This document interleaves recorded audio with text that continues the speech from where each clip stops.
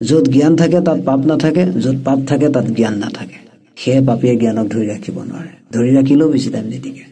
জ্ঞানো দুই ধৰণৰ, মনোভাৱত দুই ধৰণে চমকি থাকে মনুষ্যৰ মাজত, শুদ্ধ জ্ঞান আৰু অশুদ্ধ জ্ঞান ৰূপে।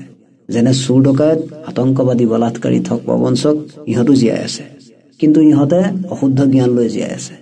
কিন্তু সাধু সন্ত মহাপুৰুষ ভকত বৈষ্ণৱসকল শুদ্ধ জ্ঞান লৈ জীয়াই আছে। ইয়াত এটা পক্ষত শুদ্ধ জ্ঞানটো শুদ্ধভাৱেই মানি কাৰোবাক উপকাৰ সাধন কৰিছে, আৰু আনটো পক্ষত অশুদ্ধ জ্ঞানটোকে শুদ্ধ মানি কাৰোবাৰ ক্ষতি সাধন কৰিছে। চোৱা, অজ্ঞানতাত নথকা হয় জ্ঞান কেনেকৈ হল হয়? অজ্ঞানী নোহোৱা হয় জ্ঞানী কেনেকৈ হলা হয়? ইয়াত জ্ঞানে অজ্ঞানতাৰে সহায় লোৱা নাই জানো? তুমি যিমান জ্ঞান প্ৰাপ্ত কৰিছা সেই অজ্ঞানতাৰ কাৰণেই নহয় জানো? সেই য'ত অজ্ঞানতা থাকে তাতো জ্ঞান থাকিবই, আৰু য'ত জ্ঞান থাকে তাতো অজ্ঞানতা নথকাকৈ নাথাকে।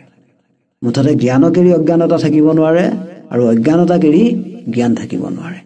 সেই সূৰ্যৰ পোহৰ পৰাৰ লগে লগে অন্ধকাৰ ৰূপী অজ্ঞান আঁতৰি যায়, কিন্তু সূৰ্য যেতিয়া মাৰ যায় আকৌ অন্ধকাৰ ৰূপী অজ্ঞান আহি যায়। এতিয়া এইটোৱে বুজা গ'ল যে দস্যুজনো কেতিয়াবা জ্ঞানী হ'ব পাৰে, আৰু জ্ঞানীজনো কেতিয়াবা দস্যু হৈ যাব পাৰে। এইবোৰ সংসাৰৰ স্বৰূপ, এইবোৰ কেৱল বিষয়ী পুৰুষ, জ্ঞান আৰু অজ্ঞানতাত স্থিৰ বুদ্ধি নোহোৱা, তুলুং ভুতুং কৰি থকা, মনটোৰ গোলামী স্বীকাৰ কৰা, ভোগৰ গোলামী স্বীকাৰ কৰা সাংসাৰীজনৰ কাৰণেহে, প্ৰকৃত আধ্যাত্মিক জগতৰ পথিকৰ কাৰণে নহয়। এই আধ্যাত্মিক জগতত আহি এজন মানুহ সম্পূৰ্ণভাৱে সলনি হৈ যাব পাৰে, কিন্তু এইটো জীৱৰ ইচ্ছা অনুসৰিহে হোৱা সম্ভৱ।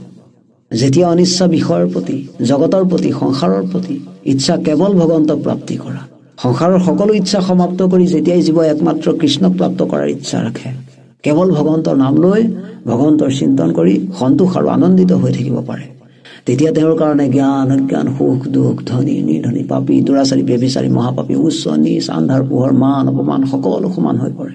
ইয়াৰ কোনোটো ক্ৰিয়াৰে প্ৰভাৱ নপৰে। এইটোৱে জীৱৰ শেষ স্থিতি। এই স্থিতিত উপনীত হোৱাটো সহজ নহয় যদিও ইচ্ছা আৰু ভগৱন্তৰ কৃপাৰ দ্বাৰা এই স্থিতি অনুকূল হৈ যায়, আৰু জীৱন সংসাৰ বন্ধনৰ পৰা মুক্ত হৈ জন্ম মৃত্যু চক্ৰত পৰাৰ পৰা বাচি যায়। এই স্থিতিৰ মহাত্মাজনৰ পৰা ভক্তি আৰু বিবেক কোনোদিন আঁতৰি নাযায়। বিবেকৰ দ্বাৰা পৰিচালিত জীৱহে ভক্তি প্ৰেমৰ অধিকাৰী।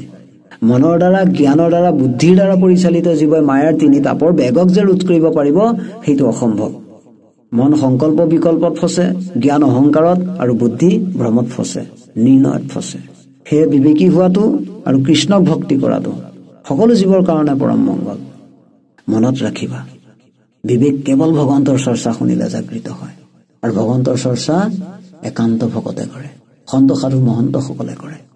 প্ৰথমে শুই থকা বিবেকক সাধুসংগ, সৎসং শুনাই জগাই লোৱা, আৰু কৃষ্ণৰ কথা অমৃত পান কৰোৱাই ভক্তি আৰু প্ৰেমৰ স্থিতিক প্ৰাপ্ত কৰি লোৱা। এই স্থিতি প্ৰাপ্ত হোৱাৰ পাছত যদি ভগৱন্তই তেওঁৰ যশ নাম জীৱৰ মংগলৰ অৰ্থে প্ৰচাৰৰ দায়িত্ব দিয়ে, প্ৰচাৰ কৰা, নহলে তোমাৰ একো কৰিব লগা নাই। চুপচাপ এই সংসাৰ সাগৰ তৰা ৰামকৃষ্ণ নামৰ নাৱত উঠি লোৱা আৰু পাৰ হৈ যোৱা। যাৰ ৰাম কৃষ্ণ নাম নাৱে ভৱ সিন্ধু তৰি, পাৱে পৰম পদ পাপী যত,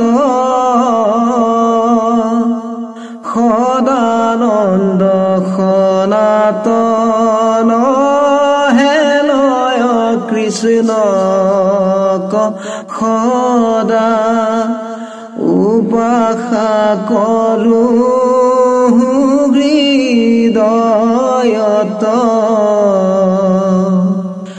ৰাম উপাসা কৰো